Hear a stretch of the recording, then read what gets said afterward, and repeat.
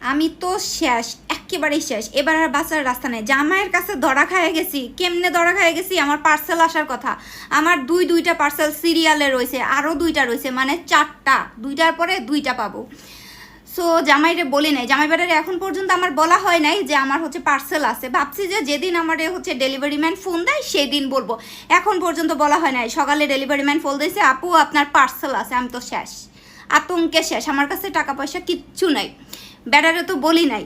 পরে দুপুরবেলা জামে আসছে, আমার ডেলিভারি ম্যান বলছে যে আপু সন্ধ্যার সময় বা বিকালবেলা হচ্ছে পার্সেলটা নিয়ে আসবো।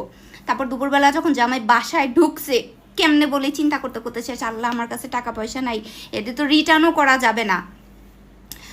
সো পরে ব্যাটারে ভুলাইয়া ভালাইয়া কোনোভাবে একটু ইমোশনালি হিট কইরা তারপরে বলি যে আমার কাছে তো একটু টাকা নেই, আমার 2টা পার্সেল আছে, 2টার কথা বলি নাই, সরি। বলছে যে আমার একটা পার্সেল আছে, একটু রিসিভ করা দরকার ছিল। সো প্রথমে তো বলছে আবার কিসের পার্সেল, তোমার আমার অবস্থা তো একদমই খারাপ। আবার কিসের পার্সেল, মানে কেবল তো বলছি একটার কথা। সো সিরিয়ালে 3টা, মানে 2টা, তারপরে আরও 2টা, 4টা। পরে বলছি একটু কি রিসিভ করা যায় না, একটু রিসিভ করে দাও। পরে টাকা পয়সা ব্যাক করে দেবো, নিয়ে আবার ওই জামাইয়ের কাছ থেকে 1000 টাকা নিয়ে এরে ব্যাক করে দিব।